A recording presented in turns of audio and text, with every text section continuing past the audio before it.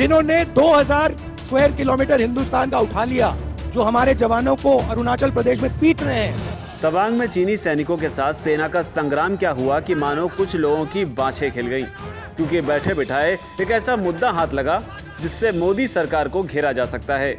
लेकिन राजनीतिक समझ अगर कच्ची हो तो कितना ही बड़ा मुद्दा क्यों न दे दीजिए, बेड़ा गर्क होना ही है। क्योंकि अगर ऐसा ना होता तो राहुल गांधी सेना के पिटने की बात कर उसका अपमान न करते। जिन्होंने 2000 स्क्वायर किलोमीटर हिंदुस्तान का उठा लिया, जिन्होंने हिंदुस्तान के 20 जवानों को शहीद किया, जो हमारे जवानों को अरुणाचल प्रदेश में पीट रहे हैं, जो हमारे जवानों को अरुणाचल प्रदेश में पीट रहे हैं। मतलब घेरना बीजेपी को था, लेकिन गोल करने के बजाय कांग्रेस ने सेल्फ गोल कर लिया।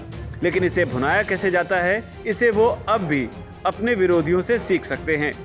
बात बात पर स्पॉट पर जाकर राजनीति करने वाली कांग्रेस स्पॉट पर क्या पहुंचती कि उससे पहले ही नॉर्थ ईस्ट से ताल्लुक रखने वाले केंद्रीय सरकार के कानून मंत्री किरण रिजिजू भारत चीन सीमा पर पहुंच गए और यहीं तवांग से चीन को कड़ा संदेश दे दिया।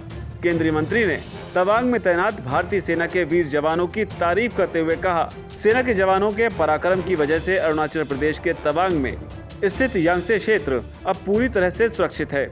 अपने दौरे पर सेना के जवानों से मुलाकात करके रिजिजू ने अपने जवानों का हौसला बढ़ाते हुए कहा, भारतीय सेना के वीर जवानों की पर्याप्त तैनाती के कारण अरुणाचल प्रदेश के तवांग में स्थित यांगसे का पूरा इलाका पूरी तरह से सुरक्षित है। लोगों को भारतीय सशस्त्र बलों पर गर्व होना चाहिए।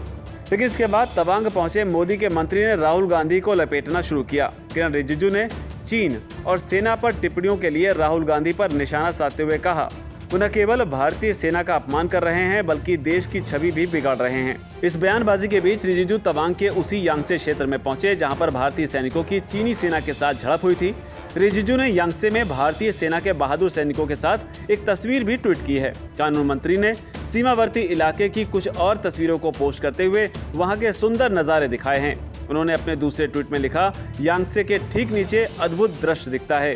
यहाँ 108 पवित्र जल झरने जो ऊंचे पहाड़ों के बीच से निकलते हैं, जिन्हें गुरु पद्म संभव का आशीर्वाद माना जाता है। बहरहाल इस खबर पर आपकी क्या राय है? सेना पर राहुल गांधी ने जो कहा उसे आप कैसे देखते हैं और क्या आप किरण रिजिजू के बयान से इत्तेफाक रखते हैं? जरूर लिखें। वीके न्यूज, राष्ट्र के नाम।